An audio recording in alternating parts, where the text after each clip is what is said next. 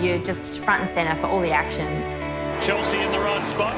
To be literally metres away from amazing marks and goals. Oh, have a look at that. Only Buddy can do that. You're out there with the stars of the game and they're just turning it on. And you see the energy that they're drawing off the crowd. It must be a great feeling. It's a chance. It's as good as you'll ever see. And sometimes there are moments where something will happen right in front of you and you just think, how cool is this?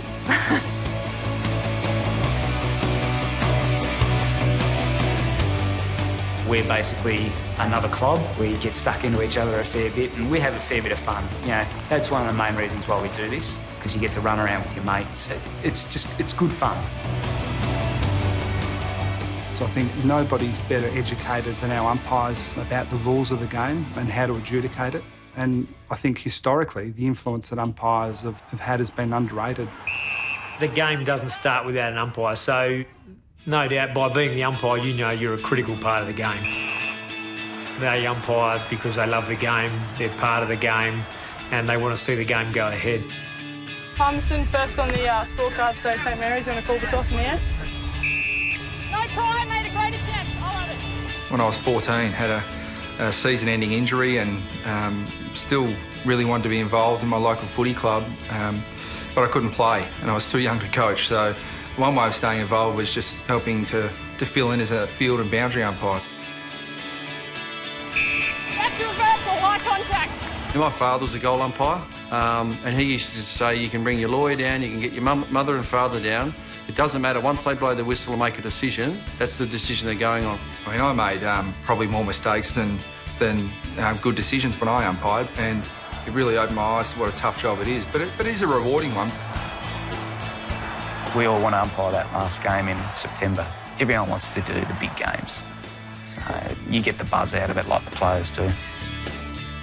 I can remember actually getting my tracksuit with the AFL logo on it in the post, and I wore it around the house for about a week. I was just really excited. The umpires that I always liked were the ones that developed a rapport with the players. So the ones that you could actually share a little bit of banter with on the field, and you're not always going to agree with them, they're not always going to agree with you as a player or a coach, but the ones that still had that ability to build that relationship, I used to enjoy that relationship as a player with some of those umpires.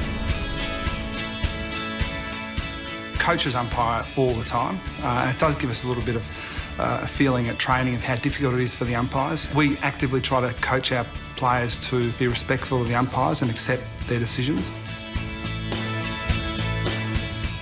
We're finding that they're more accepting of official umpires' decisions than they are of coaches at training these days. And I find that really interesting to be in the umpire's shoes. It's I certainly can understand the umpires and have a bit of empathy for them as well. Oh, she got it spot on. And she's got it spot on again, Dermot. And there's not a moment where I sort of take it for granted either, just getting out on the ground and feeling really lucky to be involved.